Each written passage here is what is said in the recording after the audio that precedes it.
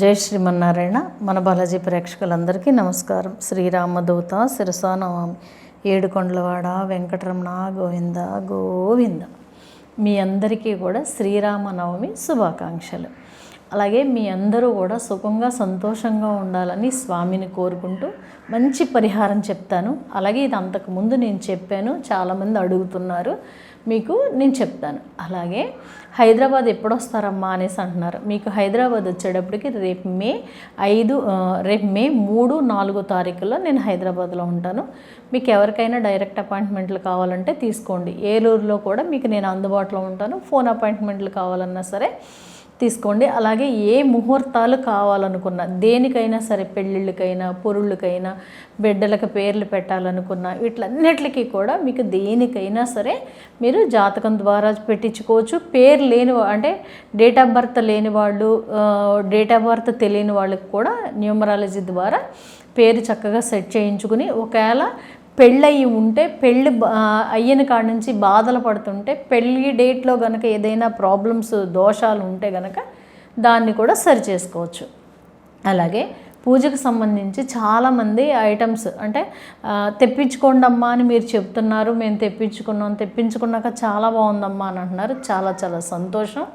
అలాగే మీకు నేను చెప్తున్నాను కదమ్మా, మనీ బ్యాండ్ల గురించి, దిష్టి పోవడం గురించి చెప్తున్నారు కదమ్మా, మేము తెప్పించుకున్నాం, మాకు బాగుందమ్మా అనేసి చాలామంది చెప్తున్నారు. తెప్పించుకోండమ్మా. అవి కూడా భూమిలోంచి వచ్చే రత్నమే తప్ప వేరేది కాదు. కానీ అది వేసుకుంటాం వలన చాలా మటుకి మనకి దిష్టి అనేది పోతుంది. అలాగే మీకు వాళ్ళ దగ్గర తీసుకున్న తర్వాత, వాళ్ళు నాకు పంపించిన తర్వాత దాన్ని హీలింగ్ చేసే నేను పంపిస్తున్నాను. అది మళ్ళీ మీకు పంపించిన తర్వాత మీరు ఎప్పుడు వేసుకోవాలని నన్ను అడుగుతుంటే మళ్ళీ అది నేను ముహూర్తం చెప్పిన తర్వాత వేసుకుంటున్నారు.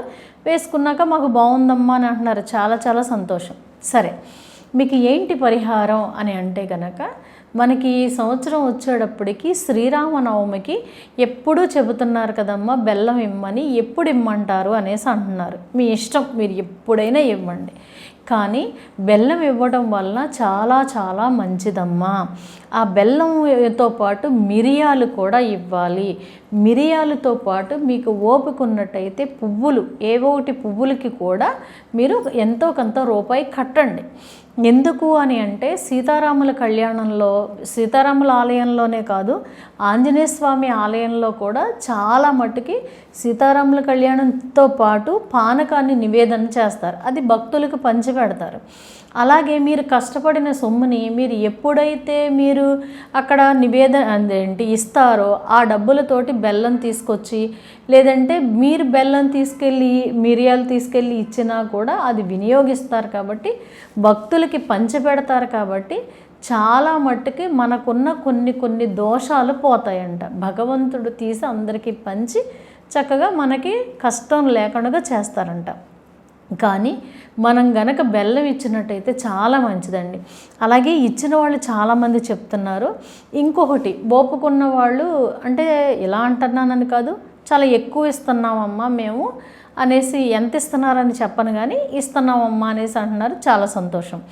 కానీ కొంతమంది ఏమనుకుంటారంటే, అమ్మో మేము ఇవ్వలేము, అమ్మో మేము ఇవ్వగలమా అనేసి అనుకుంటున్నారు. కానీ అలా కాదు. కనీసం 1 కేజీ అయినా ఇవ్వండి.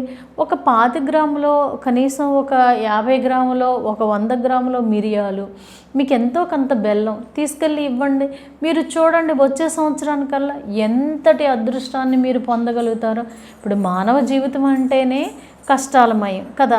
ఆ కష్టాలను గట్టెక్కించుకోవాలి అని అంటే భగవంతుడిని ఆశ్రయించాలి.